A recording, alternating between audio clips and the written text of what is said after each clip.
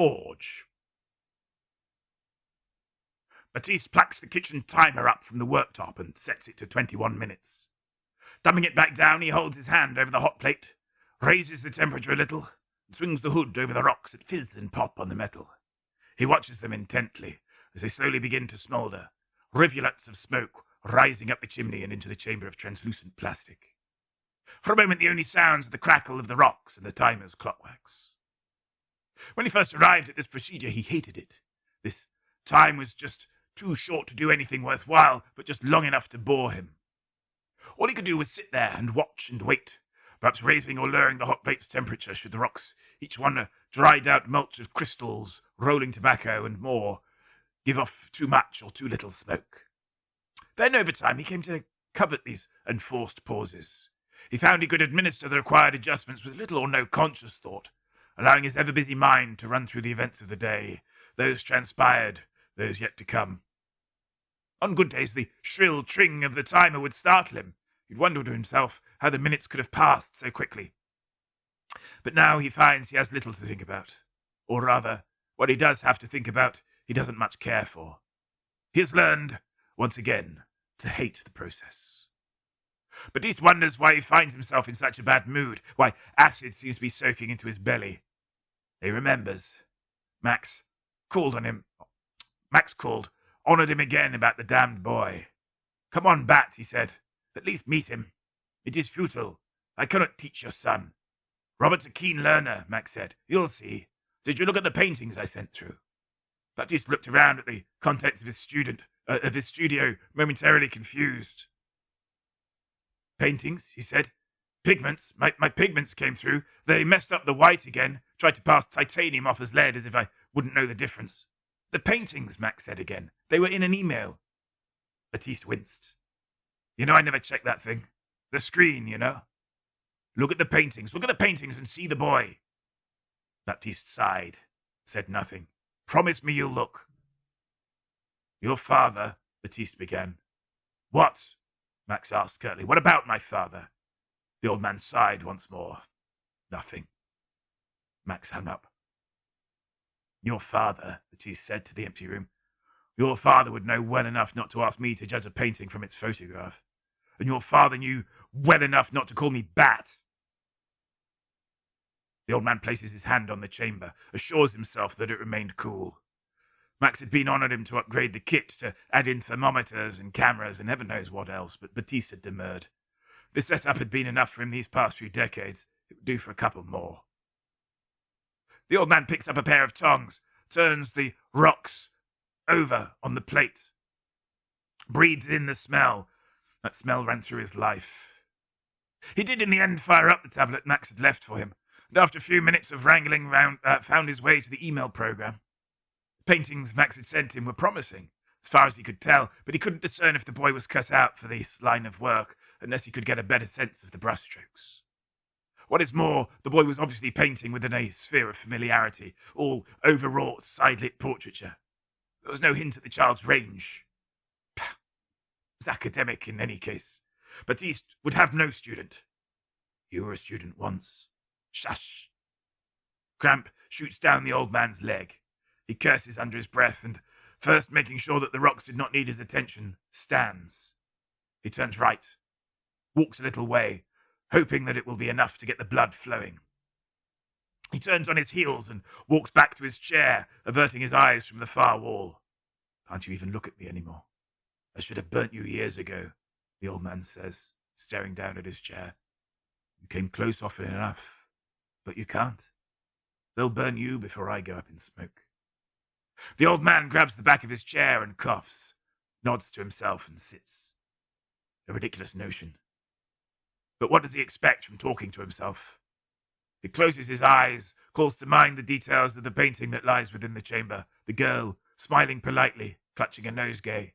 Behind her a cart filled with similar bouquets. Was she selling them? Had she just received them as a gift? It didn't matter. Of course it matters. Baptiste sighs. It's narrative. All paintings are narratives. Even if they're the most abstract of abstract, Mathieu said, we are left with the narrative of the painting itself, how it came to be. I'm struggling with the scrolling. Even if they are the most abstract of abstract, Matteo said, we are left with the narrative of the painting itself, how it came to be, how it fits into an artist's life, how the notion of the painting was arrived at, how the notion transformed and changed in its passage to the canvas. But what does it matter? Baptiste asked, so young, so arrogant. We reproduce. If the narrative is there in the original, then it will be there in the copy. Matteo shook his head. Repeat after me. Je suis que je suis, et si je suis ce que je suis. Qu'est-ce que je suis? Baptiste sighed, but sent the tongue twister back to his master, who clapped 5 times and tilted his head. Now, he continued, der Zweck hat den Zweck zu bezwecken. Wenn der Zweck seinen Zweck nicht bezweckt, hat der Zweck keinen Zweck. Der Zweck, Baptiste began, but he was already lost. He waved his hand in front of him as if dispelling the task from the air. I don't know German. You don't understand German, his master said, so you find it difficult to copy German. If you don't understand the narrative, then you won't be able to copy that either. Baptiste curses once more under his breath. A wise one, Matteo was. That.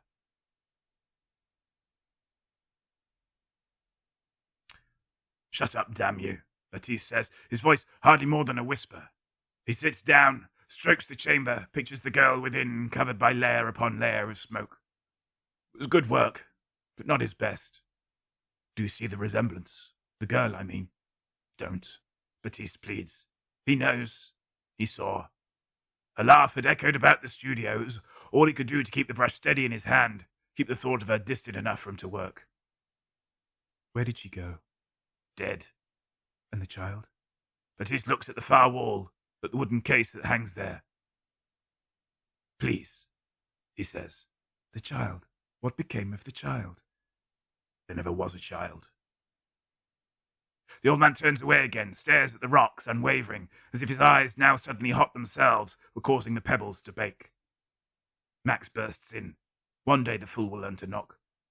Baptiste is minded to confront him, but the conversation had run too many times before. Why should a man knock at the door of his own studio? But it is Baptiste's studio. There is more than one way to own a thing.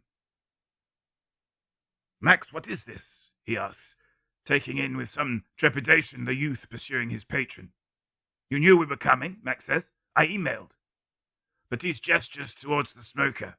This is a very delicate moment. Pah, Max says. It's simple. When the timer rings, you switch off your little heater there. He peers at the counter 10 minutes before you have to do anything. You understand so little, Baptiste says. And whose fault is that, old man? He's right, you know. What will become of us? Baptiste closes his eyes, as if this would somehow shut out the voice. The boy walks over to the chamber.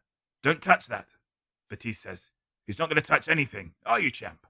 The boy shakes his head, stoops over the equipment. This is how you age them? Champ, Max says. The boy looks at his father, who, for his part, nods towards the old man. Oh, it is an honor to meet you, monsieur. The boy bows. If Baptiste wasn't so affronted by the intrusion, he would find the exchange charming. You do find it charming. Max, if we could speak alone. Sure.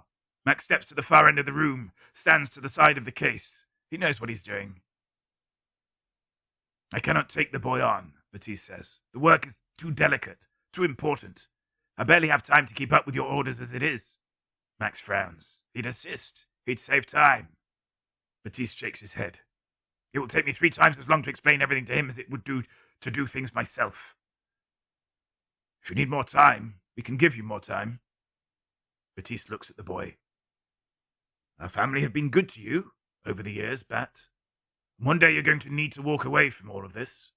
When that day comes, we'll see that you're okay, but understand that we will need to replace you. All we're asking is that you teach him so that when that time comes, there's a smooth transition. Smooth transition. Baptiste says, but the content he holds for the phrase goes unnoticed. Max slaps the old man on his shoulder and beams. This is the closest thing he'll get. The boy, who had been busying himself, looking above, below, and alongside everything in the studio, and all without touching a thing, walks up to the 2 men, sensing perhaps some resolution in his father's body language. What's this? The boy says, opening the case. Oh, don't, Baptiste says, but it is too late. Light, "Oh, I love this piece," Max says, something akin to genuine admiration in the man's voice as he takes in the canvas. It's you, the boy says. He looks from painting to artist and back again. He peers closely at the finish. You've aged it brilliantly. Ha! I painted this some 40, 50 years ago, Robert, Baptiste says. It was an exercise set me by my master. But it is you, Robert asks, face a frown of confusion. You now. He had me paint myself as an old man, yes. After Rembrandt, of course. Of course. It's like the story about that English pansy, Max says, and slaps Baptiste on the shoulder once more. Baptiste smiles a patient smile at Robert, who returns it. The boy understands. Yes, I think he might. The bell rings. Baptiste closes the case and returns to his workstation. He pulls the hood away from the hot plate, tests the chamber for warmth before unclipping the lid and removing the canvas from inside. The boy watches. Max watches. Baptiste squeezes a couple of loaves lined up on a side table before selecting one and tearing it open. He takes the dough from inside, squeezes it into a ball. He looks up, first at Robert, then at Max. You can go now, Max sighs. He and his son head towards the door. You can collect Robert at 10. Max smiles. Don't see this as a victory, you ass, Baptiste thinks. The old man beckons to the boy before turning to the canvas. He takes the dough and with it begins to gently sponge away the grime.